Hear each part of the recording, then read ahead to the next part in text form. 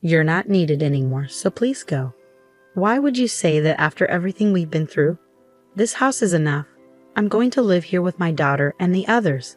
I worked hard for 15 years to save up and buy this place. I chose a big condo so we could all live together because she wanted to move in. But then my husband stepped in. Why are you surprised? Your job here is done. Thanks for everything up to now. Are you serious? I looked straight at my husband, trying hard to stay calm despite my mixed feelings. Of course, if you don't want to leave, we can get a divorce. Do it quickly. Hearing this, I made up my mind. My husband is unemployed and doesn't understand what would happen if we divorced now. I realized he was a disappointment and I wanted to leave as soon as possible. Understood. If that's how it is, I'll leave. Leave right now, okay?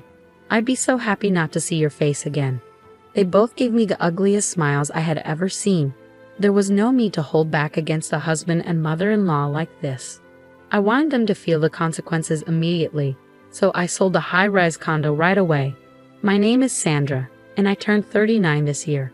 I've been married to Robert for 4 years. We used to work at the same company, but we weren't that close. Then 4 years ago, something changed. Huh?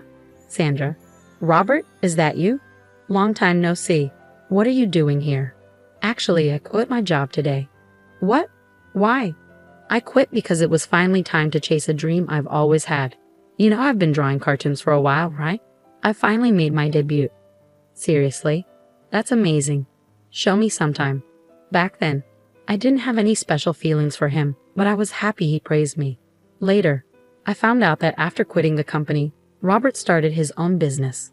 The last time we saw each other was in our 20s, and at that time, things were going well for me at work. If you're okay with it, why don't we date? That's sudden, isn't it? I think we're really compatible. Robert's confession surprised me, but it didn't feel bad. I was about to turn 35 and thinking about marriage too. But I'm at the age where I want to get married. Then let's get married. What, really? I was overwhelmed by how quickly things were moving. Is that a no? Thank you. Yes. Before I knew it, I had accepted his proposal. I went ahead with it on impulse, and though I was full of anxieties, they proved to be unfounded. You've worked hard here. Want some coffee? Thanks. Another all-nighter? Yeah, the deadline is close. Don't push yourself too hard. Both my marriage and job were going well. In fact, things were so good that I wondered if it was okay for them to be this perfect. Robert understood my work and even took care of household chores when I was busy. There was just one thing that bothered me. By the way, how's work lately? Huh? Oh, it's fine. I had some free time recently. Why? You've been coming home early and doing all the housework. I'm just doing it because I like to. Don't worry about it, okay? We used to talk about work a lot, but for the last few weeks, he hadn't mentioned anything about his job. I believed him when he said everything was okay and didn't ask more questions. Looking back, that might have been a mistake. Before I knew it, nearly 4 years had passed. My job was going well, and there was even talk of turning my work into comics and animations. Then, I started wanting to have our own home. I've been thinking about getting our own place. What do you think? A house? That sounds great. Oh, but is something wrong? Robert looked down with a regretful expression. I prepared myself, sensing something unpleasant was coming. I know this is sudden, but is there any way my mom could live with us? What? Your mother? She's alone now, and I'm a bit worried about her. Since losing my father-in-law 2 years ago, my mother-in-law seemed to have lost her spirit. It felt like there was a big hole in her heart. I was indeed worried about leaving her alone from now on. Okay, but it will take time to build a house. Maybe a condo would be better. Thank you. Just agreeing to live with her is enough for me. You can decide the rest. Then that's what we'll do. So in between work, I visited various condos since we were going to live together. I wanted something spacious and comfortable. I had savings from 15 years of frugal living. A month after starting the search for a condo, I signed the contract. Today, really? What kind is it? This one. I showed my husband the brochure for the condo I had chosen. I was confident he would be pleased. Is this a high-rise luxury condo? Yes, it is. I thought we might as well. He probably didn't expect me to choose a high-rise. Although surprised, his eyes sparkled like a child who had just received a new toy. Mom will definitely be happy with this. I hope so. With this, a new life, including my mother-in-law, was about to begin, filled with a little anxiety and great anticipation. However, I would soon realize that it was a mistake as soon as we started living with her. Sandra, thanks for letting me stay here. This place is amazing. Oh, it's no big deal. I just did what anyone would do. Everything was fine for a while, but 3 months later, my mother-in-law's behavior suddenly changed a lot. Sorry, could you clean my room? My back hurts. I'm sorry, Mom, I have to work now. Then my mother-in-law said something completely different from her usual kindness. Work? You just stay in your room all day while Robert does all the housework, don't you? Robert and I decided that together. No more excuses. Just do it now, please. I didn't understand why she was acting so differently. All I knew then was that not doing what she asked would only cause more problems, so I cleaned the room thoroughly as she wanted. I'll be in the living room. Let me know when you're done. She didn't help at all and just relaxed in comfort. Why did I have to do this? I felt frustrated. I'm finished. At last. Can't you clean a bit faster? I'm sorry. Well, okay then. Please make sure to do it regularly from now on. In the end, my mother-in-law went back to her room without thanking me. I was angry at her demanding attitude, but I kept quiet, fearing more complaints if I resisted. I told my husband about it. My mom? Why would she do that? I'll talk to her. Really? I find it hard to talk back to her. Don't worry, I'll handle it. His reassurance made me feel better. True enough, from the next day onwards, my mother-in-law stopped being so harsh with me. I thought I could now concentrate on work as usual until a week later when I returned home from a meeting. I'm back. When I walked in, I noticed unfamiliar shoes by the door. As I approached the living room, I overheard voices. Hey, where's Sandra today? Oh, she's at a meeting. It's amazing though. She's become a successful cartoon artist at her age. Yeah, it's impressive. Why do you sound so proud? It was Robert's sister, Christina, who was visiting. Just as I was about to enter the room, I heard more of their conversation. By the way, Mom, you've been quieter lately.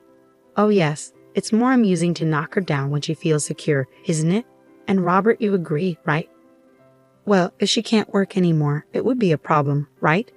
Sandra is the one bringing in money for us after all. Oh right. I stood there, stunned not only by what was said, but by the realization that my husband and mother-in-law were plotting something together. From then on, life became unbearable. Did you discuss that thing? About work? I didn't think it needed to be brought up.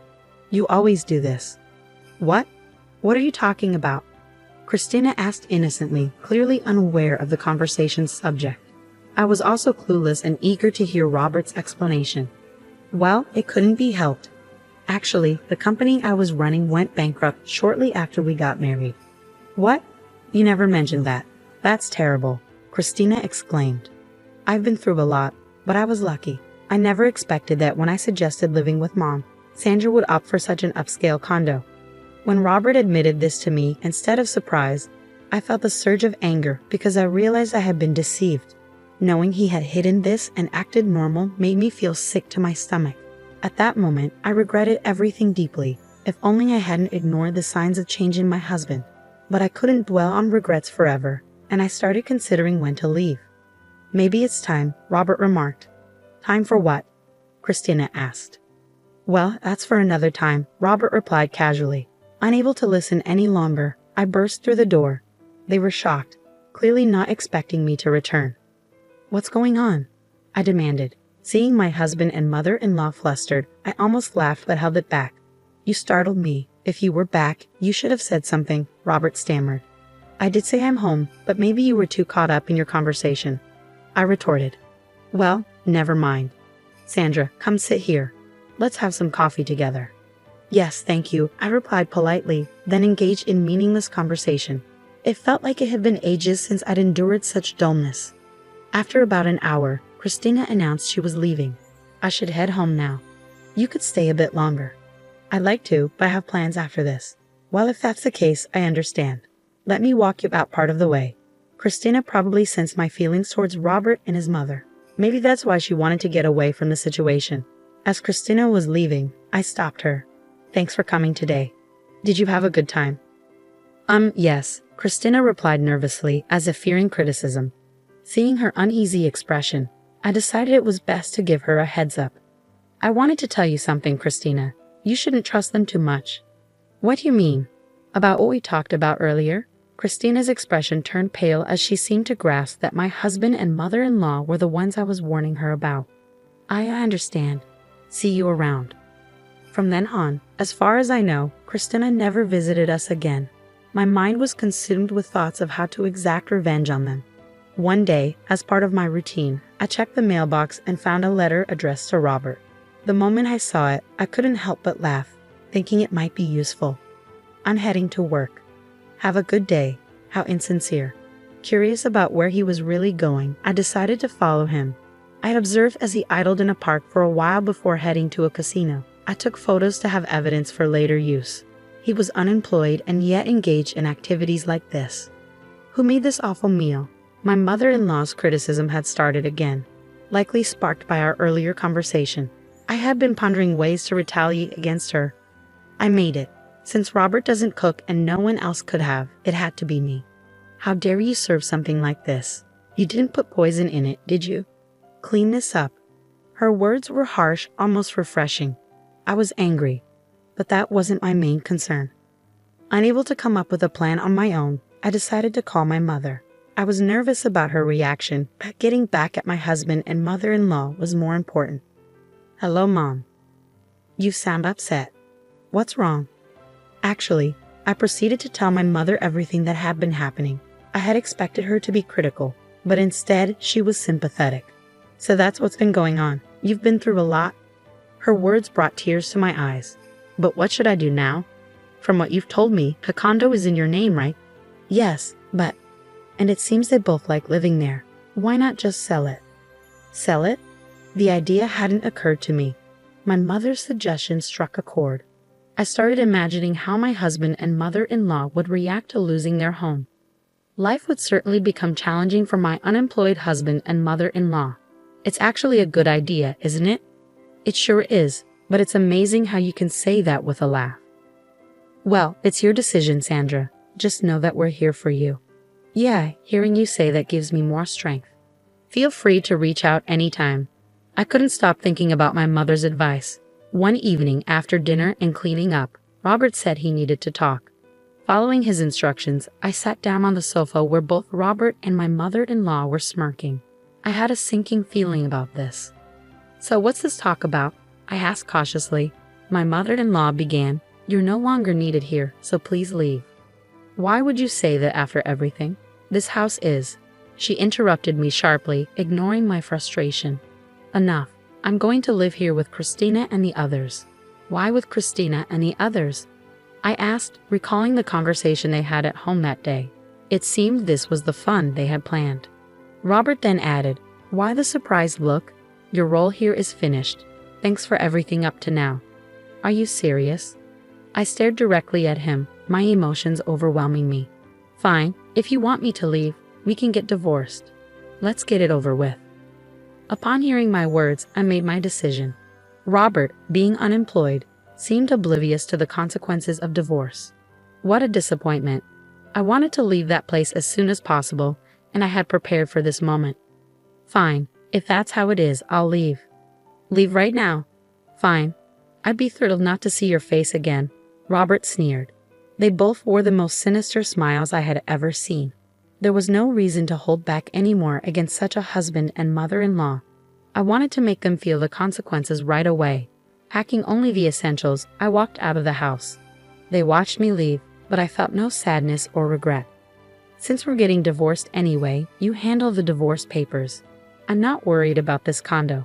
You can take care of it, I said calmly. Without waiting for their response, I walked away without looking back. They could say whatever they wanted. For now, I decided to return to my parents' home. I'm on my way home. So, you've made your decision? Yes, I might be a bit of a burden for a while. Your father and I are here for you. Take your time coming back. At home, my parents welcomed me with unchanged warmth. Seeing their faces, I felt a profound sense of relief. Welcome back. I'm home. It's been a while since you've been here. Take it easy today. Thank you. That night, I slept peacefully for the first time in a long while. The next day, I wasted no time. I prepared the divorce papers and headed straight to the real estate agent. It was better to sell the condo than to leave it for my husband and mother-in-law, who had no income and would struggle without a home. This condo is in demand. We should find a buyer quickly. That's good to hear. Please take care of it. Consider it done. A month later, the real estate agent informed me that a buyer was interested in the condo. My ex-husband and mother-in-law were still living there, and during that month, I had successfully finalized the divorce. They were now strangers to me, and I eagerly anticipated meeting these two oblivious individuals. The potential buyer wants to view the property soon. Got it. Can I be there for the showing? That would be very helpful. Please join us. The day of the showing finally arrived. As I opened the front door, Robert burst out. Hey, who let you in? Who are you people? Apparently he hadn't noticed me, so I stepped forward. Long time no see. Huh? Why are you here? Funny you should ask. After all, this condo is in my name. What? It seemed he hadn't understood the situation yet. Don't you get it? It means this place isn't yours to claim. That can't be true, he stammered. Then my mother-in-law appeared, which I thought was perfect timing. I decided to confront both of them right then and there. Hey, what are you doing causing a scene in someone's home?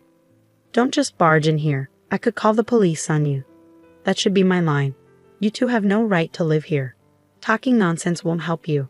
This place belongs to us. I sighed at their stubbornness. Could you please leave this house immediately? You're disrupting the viewing. Viewing? Why would there be a viewing? Because I've put this condo up for sale. Like I said, I bought this place, so I own it. Robert seemed too furious to comprehend. Even if what you're saying is true, where are we supposed to live? Why don't you go back to your parents' house? We tore down that old house. Oh, that's unfortunate. Stop joking. Robert tried to grab me. Fortunately, I dodged quickly, and he stumbled and fell dramatically. Everyone except my mother-in-law burst into laughter at his fall. If you don't want me to call the police for trespassing, please leave. You're in the way. I looked down at him as I spoke. When I saw his face, he looked like he was on the verge of tears, finally understanding the situation. He then knelt down and begged, but nothing he could do would change my mind. We were wrong. Please forgive us. Mom, apologize to her too. Why should I? Apologizing won't change anything now. Can you just disappear from my sight? I won't ask again. With that, Robert, dragging his mother by the hand, fled like a defeated animal. Watching them leave like that brought an unexpected sense of relief. The viewing proceeded smoothly and the sale was finalized. I informed them both they needed to remove any remaining belongings from the condo. That was my final act of leniency. Later, I received a call from Christina. What's going on, Christina? It's about my mom and what happened. Curious about their situation, since I hadn't kept track of them, I listened attentively. It seems they're living in a tiny one-room apartment now. See, I warned you not to trust them. I've definitely learned that lesson from this experience. It turned out Christina had taken my advice and refused any further involvement with them, which is why she wasn't present during the viewing. From now on, it's best to keep your distance from them, I advised. Yes, Christina agreed, determined to avoid any more entanglements with those two. However, not long after, Robert reached out to me again. Can you lend me some money? Just a little. That's your own fault for gambling and accumulating debt. I found debt collection letters addressed to you by chance. And I also had someone follow you when you lied about having a job and went out. I'm working seriously now, but I still have debts, and it's hard to make ends meet. That's not my problem. Oh, and could you pass a message to your mother? Tell her she got what she deserved. I hung up immediately, realizing they would likely face more difficult times ahead. Reflecting on these events, I considered turning this experience into a comic for my next project. It could make for an intriguing story.